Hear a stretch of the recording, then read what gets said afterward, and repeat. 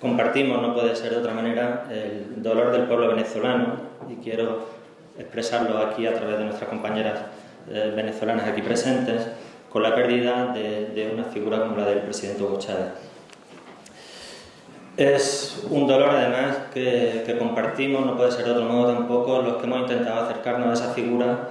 huyendo, esquivando el muro, intentando incluso derribarlo cuando hemos podido, por lo menos hacerle pequeñas fisuras en la medida de nuestras posibilidades, el muro del pensamiento único sobre este tema, que más que pensamiento único sería no pensamiento, que ha dominado tanto los medios de comunicación en la parte del mundo donde vivimos.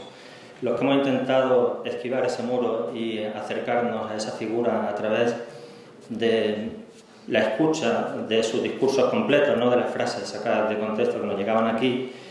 pues hemos llegado a sentir también a Hugo Chávez como una persona cercana y hemos llegado, por tanto, en estas semanas a sentir que se iba alguien que se había metido de alguna manera muy dentro de nosotros y hemos perdido también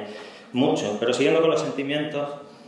no quiero quedarme solo en el dolor, porque creo que también compartimos el otro gran sentimiento que une hoy al pueblo venezolano y es la esperanza en que ese camino que han emprendido, que emprendieron ya en el año 98, es un camino lleno de futuro, es un camino que va a continuar, es un camino que está aquí para quedarse y que se va a continuar a través del pueblo venezolano, porque como hoy se ha dicho ya aquí,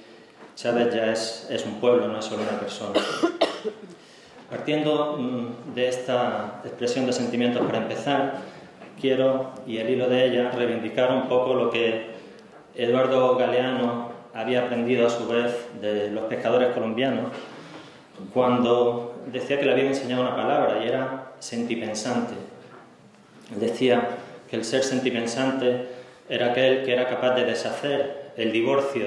que nos habían construido entre la escuela y la iglesia, entre el cuerpo y el alma, entre la cabeza y el corazón, y era capaz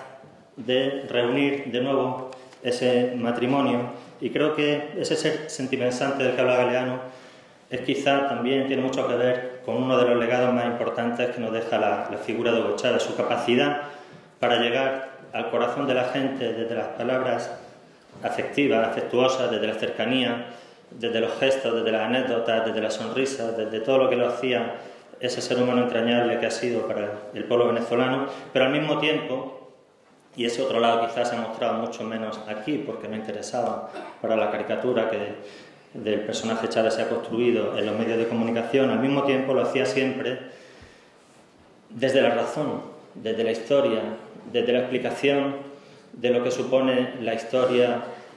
de los libertadores de América Latina, de la figura de Simón Bolívar, pero también de todos los demás libertadores que hicieron posible hace 200 años la independencia de las antiguas colonias y que consiguieron sembrarse también en esos pueblos y que han resurgido ahora en gran medida a través de la figura de Hugo Chávez. Dejando un poco ya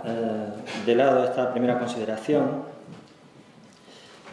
yo de lo que voy a hablar aquí es de algo que ya ha tocado de alguna manera un poco también el compañero Carlos Martínez. Sobre todo me voy a centrar en la relación de Hugo Chávez con los movimientos sociales latinoamericanos en especial y con el Foro Social Mundial, que es lo que he podido conocer de cerca a través de mi participación, sobre todo en el Foro Social Mundial de 2003 en Porto Alegre y también en 2005, donde tuve la ocasión además de asistir al acto en el que intervenía ante 15.000 personas el presidente Hugo Chávez. Y como el tiempo es limitado, me voy a limitar a hacer esta aproximación a través de figuras muy destacadas del proceso del Foro Social Mundial,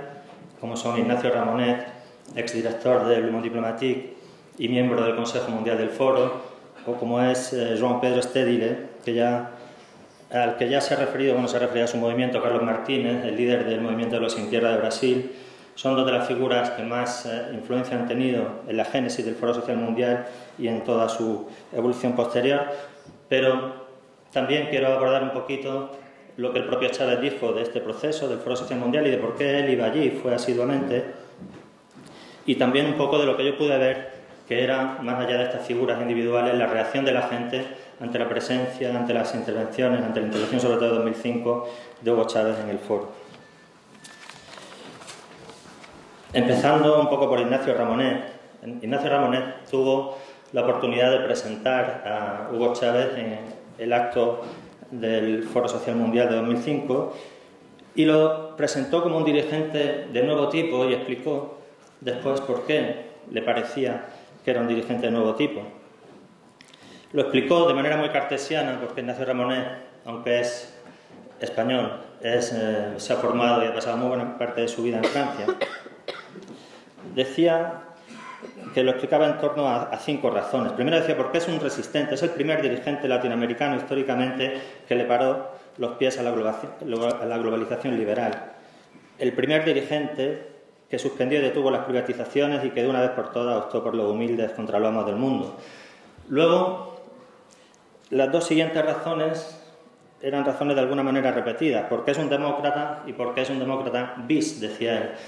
Y quizá insistía especialmente en que es un demócrata porque en el caso de Chávez se le podría dar la vuelta al dicho y podríamos decir,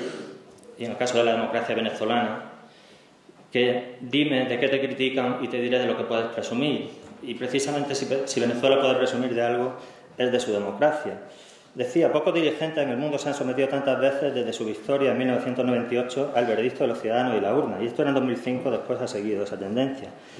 Es el único en la historia, y esto no se ha subrayado lo suficiente, creo, que ha aceptado con un talante democrático excepcional someterse a un referéndum revocatorio a medio mandato, y lo ganó, añadía, por caos. Y cuando decía porque es un demócrata bis, agregaba, porque en la Venezuela bolivariana todas las libertades fundamentales se respetan y se protegen, y en particular, y como se debe hacer, se respetan las de los oponentes. Y aprovechaba para desmentir tantas falsedades que se han dicho sobre Venezuela. Decía, no hay detenidos políticos, ni medios de comunicación censurados, y esto a pesar de que los medios habían crucificado y siguen crucificando, lo han seguido haciendo hasta su muerte, incluso después, al presidente, que se ha convertido, decía él, en un auténtico mártir de los medios que mienten. Decía, se respetan las libertades a pesar del golpe de Estado fallido del 11 de abril de 2002, donde no solo es que los medios lo apoyaran, es que lo coorganizaron, participaron en él y el mismo día del golpe estaban en un programa en directo pensando que habían ganado y que eso era irreversible, celebrando la victoria y explicando cómo lo habían hecho con algunos militares golpistas allí presentes. Decía también, cuarta razón, porque es un revolucionario, porque su objetivo es sencillo, suprimir la pobreza. ¿Cómo? Dándole el poder a los pobres, ya se ha comentado aquí. Porque ha emprendido un tren de reformas indispensables que todos los venezolanos, como todos los latinoamericanos, esperaban a veces desde hace cientos de años. Y en quinto lugar, y esto es muy importante, porque Chávez cumple, porque por primera vez en la historia de Venezuela el programa anunciado se realiza, se lleva a cabo. Daba una serie de ejemplos que no voy a repetir aquí porque ya se han mencionado. Y venía a concluir diciendo que está transformando su país y toda América Latina como pocos antes que él. Es un presidente de nuevo tipo, pero de estirpe histórica, puesto que su pensamiento y acción se inspira en los libertadores de Bolívar a Sandino y al Che Guevara. Y le daba la bienvenida diciendo, bienvenido presidente Chávez, el nuevo libertador. Quiero unir esto con unas declaraciones ya mucho más recientes, de hace pocas semanas, del propio Ignacio Ramonet en Telesur, donde venía a decir que Hugo Chávez es de las personas que nacen quizás solo una en cada siglo y que Venezuela había tenido la suerte de que naciera allí. Quizá alguien lo pueda considerar hasta hiperbólico, creo que el tiempo lo dirá, pero en todo caso creo que hay ya datos suficientes que indican que no está muy lejos de la realidad esa afirmación. Pero este es el punto de vista de un intelectual europeo. Podríamos hablar también del punto de vista de un dirigente campesino, obrero, como Joan Pedro Stedile, que tiene mucho que ver con que Hugo Chávez pudiera participar en el Foro Social Mundial. También lo explicaba recientemente en una entrevista en Telesur. Decía, fue difícil convencer al resto de miembros del Consejo Mundial del Foro, puesto que la Carta Fundacional de Porto Alegre excluía expresamente la presencia de los partidos políticos y de los dirigentes políticos en el foro. Sin embargo, ya desde 2003 muchos dirigentes sociales, organizadores del foro, se dieron cuenta que no se podía dar la espalda a ese proceso político que se había puesto en marcha en Venezuela y que los movimientos sociales no podían vivir de espaldas a la realidad política que se estaba abriendo camino desde Venezuela y que lo hemos visto que se ha ido extendiendo por el resto de América Latina. Por tanto, Joan Pedro Stedile supo ver eso en su momento y creo que el tiempo le ha dado la razón.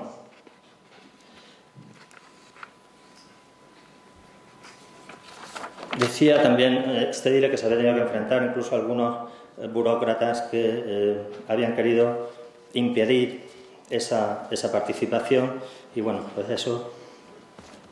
creo que con el tiempo también se ha visto cómo los burócratas estaban equivocados. Pero ya quiero pasar un poco a plantearlo desde el otro punto de vista, qué era lo que Hugo Chávez pensaba del Foro Social Mundial, por qué le pareció importante estar allí y por qué además es muy importante, antes de ese acto con más de 15.000 personas y con muchos miles de personas más que se habían quedado fuera, porque después de horas haciendo cola en Brasil, es importante tener esto en cuenta, en el año 2005, cuando las misiones llevaban todavía muy poco tiempo funcionando, cuando todavía el proceso bolivariano no había llegado ni mucho menos a lo que ha llegado hoy, ya era un fenómeno de masas indiscutible. En ese Foro Social Mundial, Hugo Chávez tuvo la humildad, creo, de optar por, antes de darse ese baño de masas, digamos, acudir a una plantación del movimiento de los Sin Tierra para conocer ese proyecto de reforma agraria que, como bien dice también Stedile en esa entrevista reciente, no es solo un proyecto que consiste en devolverle la tierra a los campesinos, sino que también cuestiona radicalmente el modo de producción capitalista en el campo y cuestiona especialmente la agricultura química, la agricultura con agrotóxicos, y es muy importante tener en cuenta que en eso también Chávez se ha dejado asesorar por los Sin Tierra de Brasil y ha incorporado mucho de lo que aprendió en aquella visita a las políticas agrarias en Venezuela. Y él decía, yo estoy aquí porque precisamente va en esta dirección, porque junto con mis compañeros y camaradas de la delegación venezolana venimos a aprender y a aprender, a empaparnos de más pasión, de más amor, de más conocimiento. La referencia sentipensante siempre presente en el discurso del comandante. Él decía que lo que ellos estaban haciendo en ese momento era un experimento, era como lo comparaba con los ensayos químicos, y decía, tenemos que venir a empaparnos de otras experiencias, a aprender de lo que está haciendo otra gente, de lo que están haciendo también los movimientos sociales, y eso no siempre los líderes políticos revolucionarios han sido capaces de hacerlo. En definitiva, tanto en ese discurso de 2005 como en el anterior de 2003, donde Chávez también hace un repaso histórico muy interesante, donde desmiente incluso cierta percepción que uno ve a veces hasta en algunas figuras de la izquierda española, de que el proceso bolivariano, a diferencia de otros procesos latinoamericanos, habría sido un proceso más de arriba a abajo, habría sido un proceso más construido a partir de un líder carismático. Pues en el discurso de 2003, Chávez deja claro que no fue en absoluto así, que no es casual que en el año 89, el mismo año en que cae el muro de Berlín, se produzca la primera revuelta masiva contra las políticas neoliberales en el mundo. Justo el año en el que esa caída del muro significa el acta fundacional del pensamiento único neoliberal, ya se produce una primera revuelta. En ese momento era solo una protesta, luego le explica que tuvieron que pasar de la protesta a la propuesta. Fue un proceso que le llevó casi una década, pasando por la rebelión militar del 92, que tiene mucho que ver con ese Caracazo del 89, porque los militares no querían ser cómplices de la represión del pueblo, que venía como consecuencia de las políticas de ajuste neoliberales. Y a partir de ahí van construyendo un proceso, un movimiento de masas, de abajo arriba, un movimiento que va agregando grupos sociales, que va haciendo debates en localidades muy pequeñas en todo el país, que va construyendo también lo que va a ser un futuro programa, y de esa convergencia social nace la convergencia política, que luego es el polo patriótico del que ha hablado Carlos Martínez, y que luego con el tiempo se acaba convirtiendo en el Movimiento Quinta República también, y el Partido Socialista Unificado de Venezuela. Creo que por ahí podrían ir también, ya Carlos Martínez ha abordado el tema de qué podemos aprender aquí. Creo que aparte de aprender a no olvidarnos de los sentimientos cuando tenemos que hacer política,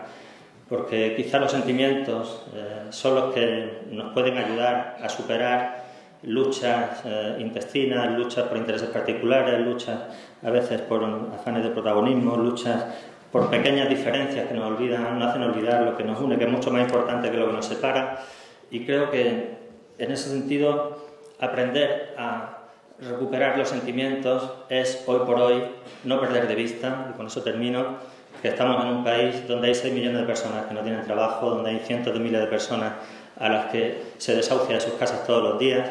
y que ante una tragedia social de esa magnitud es ya no solo un imperativo práctico, la unidad, porque sin unidad no vamos a conseguir vencer nunca, y coincido con Carlos en que tenemos que vencer, es un imperativo moral también. Es algo que le debemos a toda la gente que está sufriendo las consecuencias del neoliberalismo en este país. Y termino ya, de verdad. Sí. Lo que nos enseña también ese proceso bolivariano es que se puede conseguir el consenso, se puede construir el consenso a partir del rechazo al neoliberalismo, y que eso, lejos de ser incompatible con el rechazo del capitalismo, puede ser un camino. El Foro Social de 2005 fue cuando Chávez declaró que la revolución bolivariana se proponía como objetivo superar el capitalismo desde el socialismo. Por tanto, no es incompatible unirnos en torno al rechazo del modelo neoliberal con pensar que lo que queremos construir el día de mañana es una sociedad socialista. Venezuela lo demuestra y creo que podemos aprender esa lección.